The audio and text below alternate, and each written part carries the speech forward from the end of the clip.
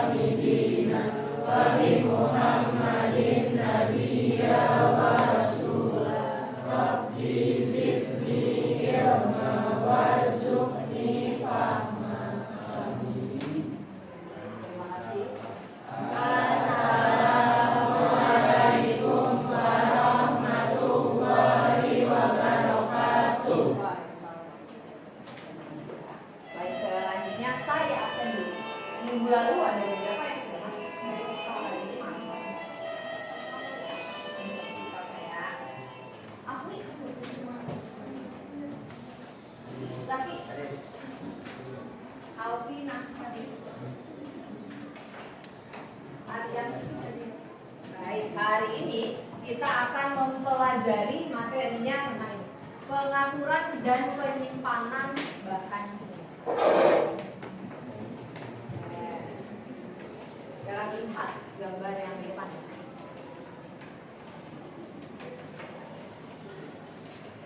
Saya mau tampilkan gambar. Silahkan, ini sudah pernah saya tampilkan di minggu lalu. Nanti itu bukan. Nah, hujannya masih ingat apa? Kalau masih ada yang ingat, boleh tunjuk tangan. Apa sih maksudnya gambar ini? Dari yang minggu lalu sudah saya jelaskan. Katanya masih ingat. Apa? Supaya nggak nyampur, Bu. Apa? Antara sama lain. Supaya tidak tercampur satu sama lain. Boleh apa, Ray? Atau misalnya yang mudah terbakar sama yang tinggal terbakar. Oke, supaya teratur yang mudah terbakar dan yang tidak mudah terbakar. Ada lagi? Ada lagi yang lain? Gambar ini minggu lalu saya jelaskan di bagian apa, Mas ingat? Ya, di bagian teori tumbuhan. Bagian apa? Manfaat belajar teori tumbuhan terhadap laju reaksi. Yang nah, jadi kita mempelajari ini tuh supaya apa tadi? Apa ada siapa kencang, Mas? Supaya zat khususnya di lab itu tidak bereaksi antara yang satu dengan yang lainnya. Nah, hari ini kalian akan belajar tentang itu. Nah, apa sih ini? Indikatornya adalah merancang, ya, merancang dan cara penyimpanan bahan untuk mencegah perubahan fisika dan kimia agar dapat terkendali. Yang kedua adalah mempresentasikan. Jadi nggak cuma dirancang, tapi yang disampaikan. Mempresentasikan cara penyimpanan bahan untuk mencegah perubahan fisika dan kimia agar dapat terkendali. Bu, jadi tujuannya kita ngapain? Ya, tujuannya adalah kalian harus dapat merancang cara penyimpanan bahan untuk mencegah perubahan fisika dan kimia agar dapat terkendali jika disajikan berbagai bahan kimia. Yang kedua, kalian harus bisa mempresentasikannya. Ingat kalimat terakhirnya, jika disajikan berbagai bahan kimia. Berarti pembelajaran kita hari ini dilakukan dengan cara eksperimen ya. Jadi ada eksperimen hari ini yang saya nilai ada beberapa. Yang pertama adalah sikapnya. Jadi nanti akan saya nilai siapa yang aktif bertanya, siapa yang aktif menjawab, siapa yang aktif berdiskusi. Yang berikutnya adalah presentasi. Jadi nanti saat presentasi tentu akan dinilai ya. Kita lanjutkan. Oh ya, ini sudah per kelompok ya. Masing-masing kelompok saya tanya dulu deh, yang kelompok 1 yang mana? Kelompok 1, kelompok 2, kelompok 3, 4, 5 yang di depan. Baik, sudah sesuai kelompoknya masing-masing. Saya bagikan dulu LKPD-nya.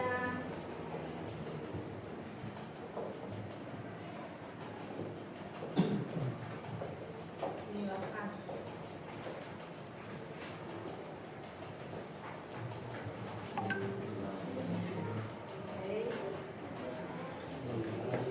Sama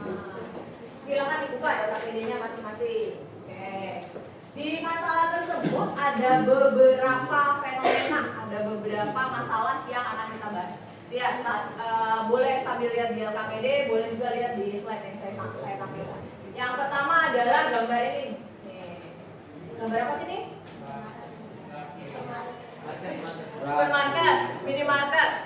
Kalau kalian lihat gambar itu, what's on your mind? Rapi saja. Terorganisir, teratur. Ada lagi, ada yang lebih spesifik. Sesuai jenis. Kelompok 4 mau lebih dulu boleh. Ya. Assalamualaikum warahmatullahi wabarakatuh. Waalaikumsalam warahmatullahi wabarakatuh. Saya Muhammad Kabasi mewakili kelompok 4 ingin membacakan suatu masalah, pengorganisasi masalah, yaitu soal nomor 1. Apa yang terjadi jika suatu zat dicampurkan dengan zat yang lain tapi sifatnya berbeda? Soal nomor 2, apa yang terjadi jika zat yang mudah terbakar disimpan berdekatan dengan zat lain? Mengapa zat kimia harus disusun secara teratur? Yang kedua, apa yang akan terjadi jika tidak disusun secara teratur? Yang ketiga, mengapa cuka dan klorin jika disatukan dapat bermasalah? Oke, kenapa cuka dan klorin tadi ya? Kalau disatukan atau direaksikan jadi masalah. Tapi sebelum ke eksperimen, silakan lihat dulu.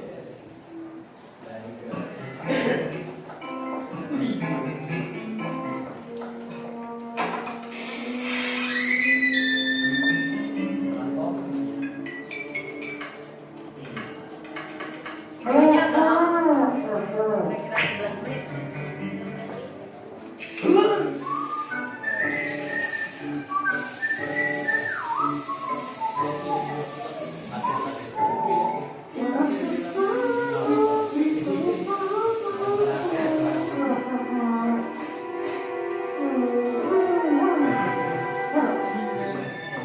Sudah lihat yang tadi, kamu sudah tahu bahwa setiap zat kimia diusahakan penggunaannya, penyimpanannya harus yang sesuai dengan klasifikasi. Kita akan melakukan eksperimen. Amatilah bahan-bahan kimia yang terdapat dalam wadah. Kalian sudah punya bakinya masing-masing dengan 14 macam zat. Ada yang dalam bentuk cair, ada yang dalam bentuk padat. Di masing-masing situ sudah ada nama dan klasifikasinya. Ada ya? Jadi ada namanya dan klasifikasinya. Carilah informasi mengenai bahan-bahan tersebut, kemudian kelompokkan bahan-bahan tersebut ke dalam kategorinya. Buka LKPD-nya. Silakan sambil dibuka LKPD-nya. Lalu lakukan penyelidikan kelompok masing-masing.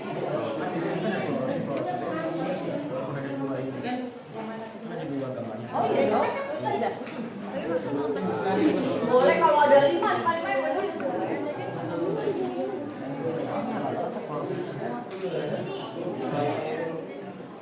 Ada yang cari informasi, ada yang buka handphonenya, langsung cari.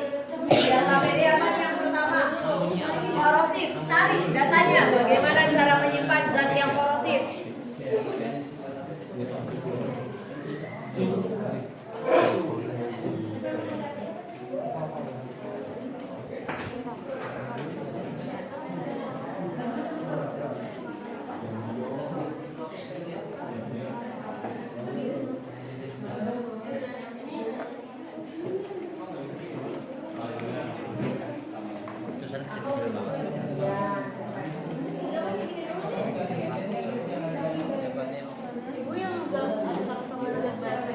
Apa tuh? Yang mana? Asam basa dari mana bedanya?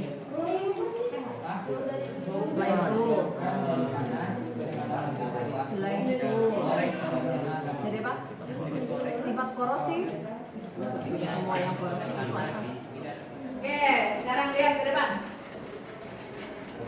Kita akan masuk ke bagian menyajikan asam.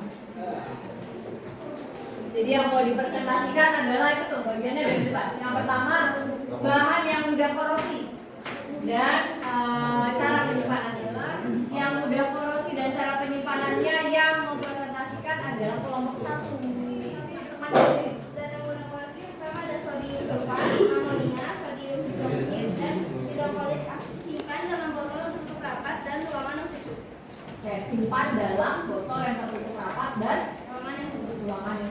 Nomor 4. 4 mana? Oh ya. Yuk. Siapa banyak?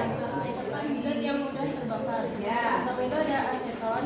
Aseton, Yang kedua itu ada asetik asid. asetik asid, Yang ketiga ada etanol. etanol. Oke. Cara penyimpanannya adalah hindari penyimpanan cairan flammable dari panas, kehangatan matahari langsung, sumber nyala atau api.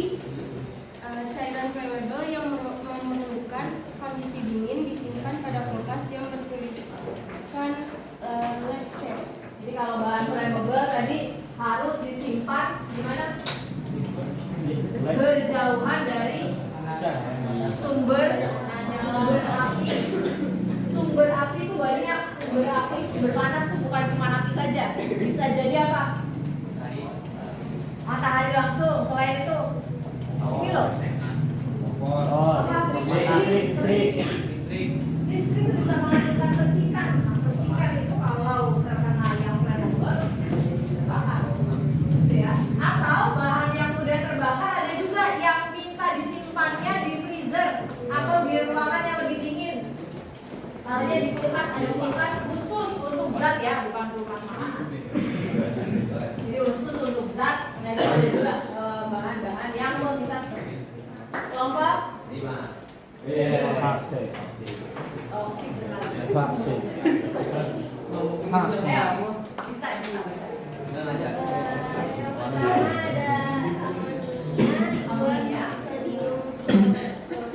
Sodium chloride, yang ketiga sulfurik asid. sulfuric Sama. acid. Oke. Cara menyimpannya itu simpan di tempat sejuk dari wilayah yang mudah terbakar. Simpan di tempat yang sejuk serta Hindari wilayah yang mudah terbakar. hindari wilayah yang mudah terbakar. Oke, ada lagi yang berbeda nggak? Sodium fluoride, amonia, sama satu lagi apa tadi kak? Sulfuric acid. Oh iya. Jadi yang toksik itu digambarkan dengan yang gambar tengkorak ya. Jadi itu mudah banget diidentifikasinya. Udah ya, kita undi ya. Yang baca kesimpulannya siapa? Waalaikumsalam. Ini kelompok 1 dan saya akan melakukan kelompok 1 untuk kesimpulan yang dapat kita sampaikan. Kesimpulannya ya mengenai cara penyimpanan bahan untuk mencegah perubahan fisika dan kimia agar dapat terkendali. Yang mana Chris? Agar dapat mencegah terjadinya perubahan fisika dan Halo, kimia, sebentar. maka bahan kimia harus menempatkan pada fasilitas penyimpanan secara tertutup seperti dalam kabinet, loker dan sebagainya. Tempat penyimpanan harus bersih dan jauh dari sumber panas atau api. Dan di samping itu juga tempat penyimpanan harus dilengkapi ventilasi. Ya. Baik, kita akhiri pembelajaran kita hari ini. Seperti yang tadi sudah kita pelajari bahwa laju reaksi tidak hanya berkaitan dengan kecepatan reaksi. Ternyata di dalam lab kita harus mengaplikasikannya. Ini kalian sedang menerapkannya, menerapkan proses laju reaksi pada penyimpanan bahan-bahan ini.